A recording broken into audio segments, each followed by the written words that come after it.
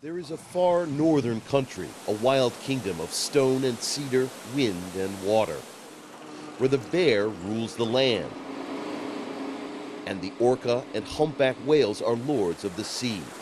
Native people live here too, the GITGAAT, the HAISLA, the Heltsuk, and others. In May, GITGAAT families camp on Keel Island to dry halibut and seaweed. Tribal elder Helen Clifton has come every May for 70 years. What the sea has provided for us has made us healthy.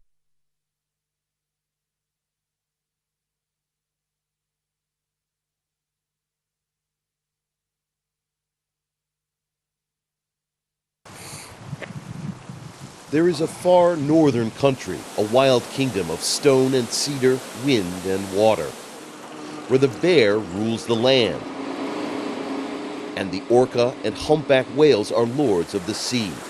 Native people live here too, the GITGAAT, the HAISLA, the Heltsuk, and others. In May, GITGAAT families camp on Keel Island to dry halibut and seaweed. Tribal elder Helen Clifton has come every May for 70 years. What the sea has provided for us has made us healthy, has made us work together as a sharing community, sharing with each other, and that's still today. And I've told my people, enjoy this while you can. Many of the native peoples of northern British Columbia believe their way of life is now threatened by the global demand for oil. Energy companies and the Canadian government want to build a pipeline from oil-rich Alberta to this coastal region. Oil shipments across the Pacific would serve China's energy needs.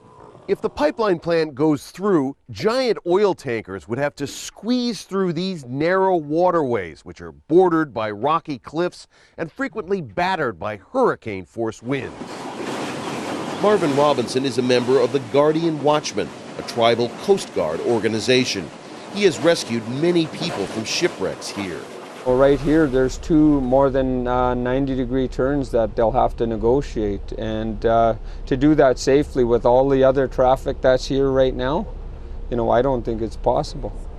Pipeline builder Enbridge Corporation says fears of an environmental catastrophe are overblown. The risk with all the mitigation measures we've put in place and all the safety measures we've put in place is very, very small. If there was an incident, our emergency response is very robust and could take care of it. Enbridge has also promised construction jobs to native communities and a share of revenues. You've got the KITIMAT River. Local business leaders say the pipeline, if approved, would boost the economy. I see a lot of jobs would be coming forward from it because it's a totally different industry that we've had in this area. HAISLA elder GERALD says his people aren't opposed to all development. They approved of a liquefied natural gas terminal that will be built nearby. But oil is a different matter. The one thing that we can't predict, that we can't overcome, is human error and equipment failure. Happens all the time.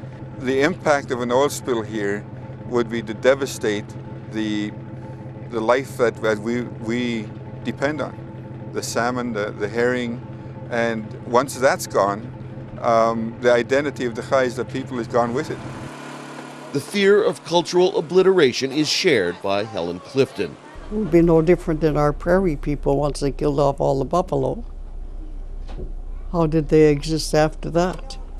That'll be the same way with us, with all our salmon, with all our seaweed, our halibut.